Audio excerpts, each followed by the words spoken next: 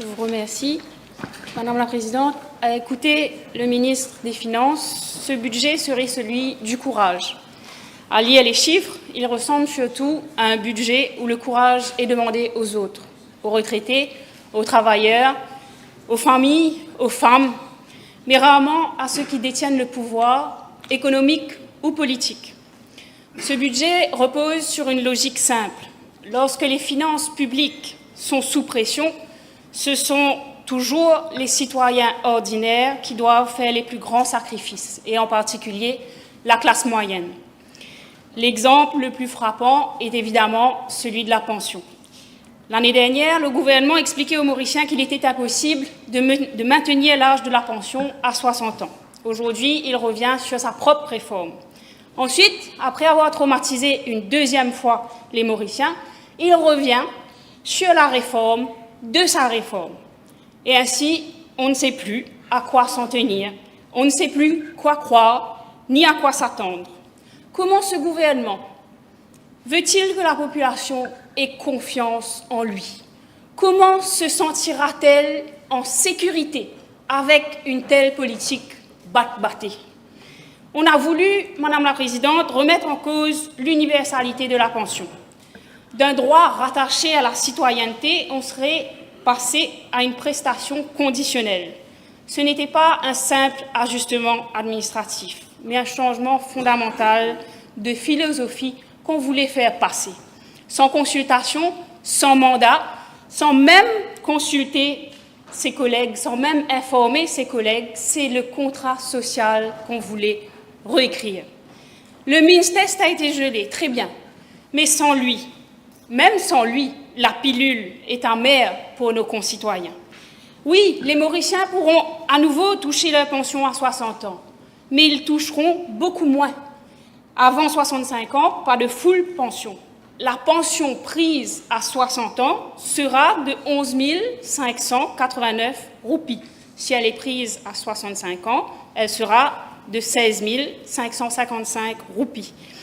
Et cette diminution de la pension, ce montant de pension réduite, si quelqu'un choisit de la prendre à 60 ans, c'est ce montant que cette personne recevra tout au long de sa vie. Je n'invente rien, c'est ce qui est écrit dans l'annexe du budget à la section 27.3, sous-section E. The reduction in SAP, if taken before the age of 65, or increase in SAP, if taken after the age of 65, will apply throughout the lifetime of the beneficiary. Est-ce que cela aussi sera freeze?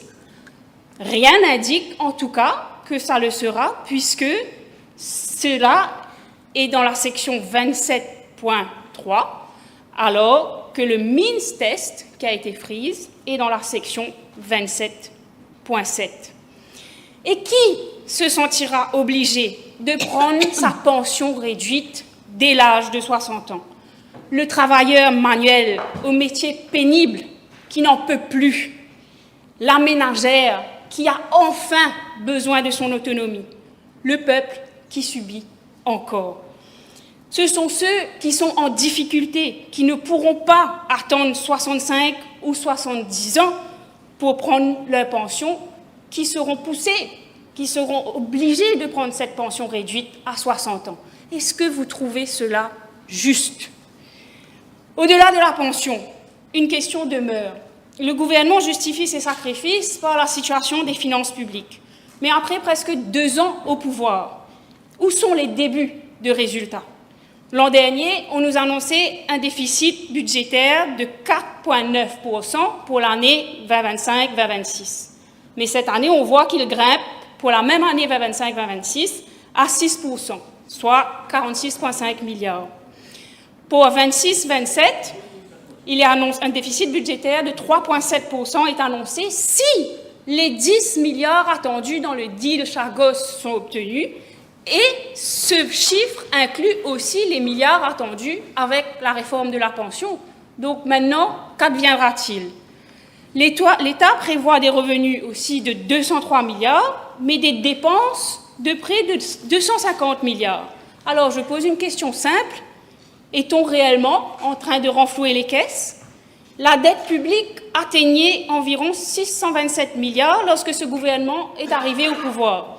Elle dépasse aujourd'hui les 681 milliards, une augmentation de plus de 50 milliards. Et cela sans même compter certaines dettes hors bilan. Davantage de taxes, davantage d'emprunts, davantage de dépenses, mais une croissance qui plafonne à 2,8%. Lorsque la dette augmente plus vite que la croissance, ce n'est pas un signe de redressement, c'est un signal d'alarme. Et à terme, ce sont encore les générations futures qui paieront la facture. Madame la Présidente, ce gouvernement évoque sans cesse la nécessité des sacrifices. Parlons-en. Qui fait réellement ces sacrifices? J'avais appelé l'année dernière à davantage de solidarité de la part des dirigeants. Certaines mesures ont été annoncées, y compris sur les pensions des gouvernants, mais elles restent très, voire trop modestes au regard des efforts demandés au reste de la population. La solidarité commence par l'exemple. Dès l'an dernier, j'avais rappelé l'exemple de 1982. Pour redresser le pays, le ministre des Finances d'alors avait osé une mesure impopulaire, mais qui avait posé les jalons du miracle économique qui avait suivi, la sales tax. Le sacrifice avait été accepté parce qu'il avait été bien expliqué et parce que les dirigeants montraient l'exemple. Ce gouvernement ne retient pas la leçon. Comme pour les pensions imposées sans consultation l'an dernier, il revient avec la même communication défaillante pour tenter d'imposer le ciblage. Et comment ce gouvernement peut-il être crédible en demandant des sacrifices aux autres sans réduire son propre train de vie, sans réduire les gaspillages déplorés année après année par le directeur de l'audit? Pas un mot, par exemple, sur le Fiscal Responsibility Act. Et il y a aussi la fiscalité. Le gouvernement introduit, ou plutôt réintroduit, un taux de 35% sur les revenus dépassant 12 millions par année. Sur le principe, c'est une mesure que la gauche progressiste ne peut que saluer. Il est juste que ceux qui gagnent le plus contribuent davantage. Mais pourquoi s'arrêter à mi-chemin? D'abord parce qu'un même taux de 20% s'applique sur toute la tranche, allant de 1 million à 12 millions de revenus annuels. Donc un cadre est imposé au même taux marginal qu'un haut dirigeant d'entreprise. Est-ce que cela est juste? Ensuite, et surtout, parce que l'on continue de taxer le travail, le salaire, sans toucher de la même manière au patrimoine accumulé, aux plus-values et à la spéculation foncière. À Maurice, il n'existe toujours ni impôt sur les plus-values, ni véritable taxation de la fortune. Une fiscalité réellement juste ne peut pas reposer sur les seules épaules de ceux qui travaillent. Madame la Présidente, je voudrais aborder la politique familiale. Et je veux commencer par reconnaître ce qui va dans le bon sens. L'introduction d'un congé menstruel, dans le public comme dans le privé, est une avancée réelle pour les femmes.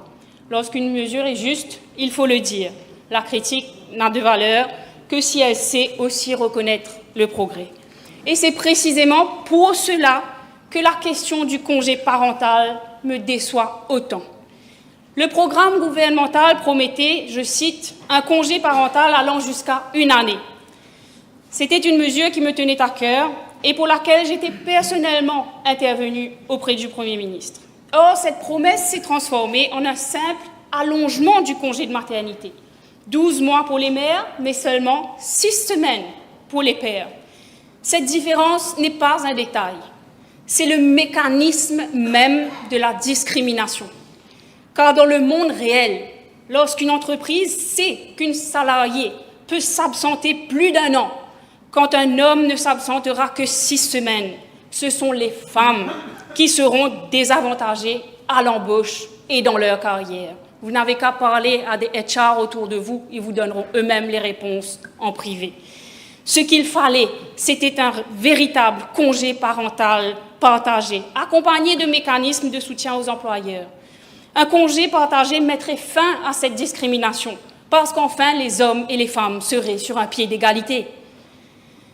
Et si l'objectif est réellement d'encourager la natalité, comme j'ai entendu le ministre le dire, Il faut d'abord créer un environnement favorable aux familles, des emplois, des crèches au sein des grandes entreprises, des logements accessibles aux jeunes couples, une meilleure conciliation entre vie familiale et vie professionnelle, la semaine de 40 heures promise n'étant toujours pas une réalité, et bien sûr, un vrai congé partagé entre les deux parents.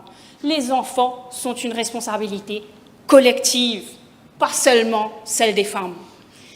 Madame la Présidente, je dois dire quelques mots sur l'environnement, parce qu'il existe aujourd'hui un fossé inquiétant entre les discours et la réalité.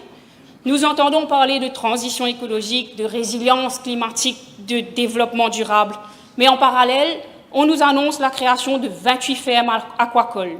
Et sur le terrain, les citoyens constatent trop souvent des projets qui frappent les zones les plus sensibles. Le projet approuvé à Palma récemment affectant les wetlands, des constructions permises à Montchoisy et à Bellemare sur une dune de sable aggravant l'érosion, des déversements d'huile lourde à Port-Louis, d'eau usée à Baie du Tombeau, des atteintes graves à nos écosystèmes et un manque de transparence. L'exemple récent de Pointe-aux-Sables illustre parfaitement cette situation. Lorsque des pêcheurs et des habitants s'inquiètent de ce qu'ils voient, ils ne demandent pas des slogans, ils demandent des réponses, des analyses indépendantes, de la transparence. Ils demandent que l'environnement soit traité comme une priorité nationale et non comme un simple élément de communication. Or, jusqu'à l'heure, et depuis le 10 juin, aucun plan de stratégie de dépollution et de réhabilitation n'a été exposé jusqu'à l'heure. À Bellemare, un permis IAI a été octroyé récemment pour 200 mètres de supposés travaux de réhabilitation. Et ce permis est octroyé en légalisant par la même occasion 180 mètres de travaux faits auparavant sans aucun permis. Quel signal est envoyé? Quel signal est envoyé quand toute cette construction est faite sur une dune de sable, alors que le Premier ministre parle dans son discours de restauration des dunes de sable pour lutter contre l'érosion? Quel signal est envoyé quand ces travaux sont en train de se dérouler, alors qu'une notice du District Council a été émise pour demander l'arrêt des travaux? Quel signal est envoyé quand le public n'a plus d'accès à la plage pour pouvoir traverser à marée haute? Le signal envoyé est que la loi ne s'applique pas de la même façon pour tous et que c'est encore le peuple qui doit subir. Pourtant, nous sommes une île, notre tourisme dépend de nos plages, notre pêche dépend de nos lagons, notre économie dépend directement de notre environnement. Détruire nos ressources naturelles, ce n'est pas seulement une faute écologique, c'est une faute économique.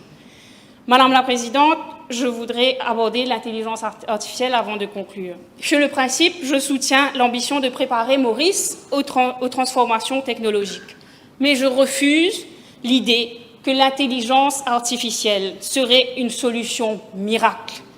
Quelle place peut avoir l'intelligence artificielle tant que nous n'avons pas défini quelle société nous voulons bâtir? Quel est l'intérêt de cet outil? Oui, c'est un outil, n'oublions pas. Quel est l'intérêt de cet outil si nous ne remettons pas en cause notre modèle de développement, c'est-à-dire sortir de la rente pour aller vers la production? On nous parle de plateformes cloud et de hubs numériques, mais avec quelle infrastructure, quelles compétences, quelle énergie, quelle stratégie? Les centres de données ne fonctionnent pas grâce aux annonces, mais grâce à des ingénieurs, à des chercheurs, des techniciens hautement qualifiés. Et où sont-ils aujourd'hui? Maurice fait face à une pénurie croissante de talents. Avant de rêver hub régional, assurons-nous d'en avoir les fondations. Ce qui m'amène à une question plus grande encore. L'intelligence artificielle va transformer le marché du travail.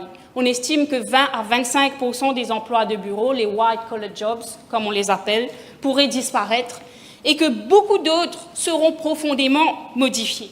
Des milliers de travailleurs devront se reconvertir.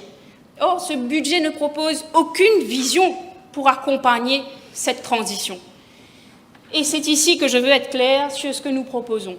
Parce qu'on nous répète, budget après budget, qu'il n'y a pas de choix, qu'il faut toujours plus de béton, plus de dettes, toujours plus de main-d'œuvre importée et que l'économie déciderait à notre place. Je ne le crois pas. Il y a toujours un choix.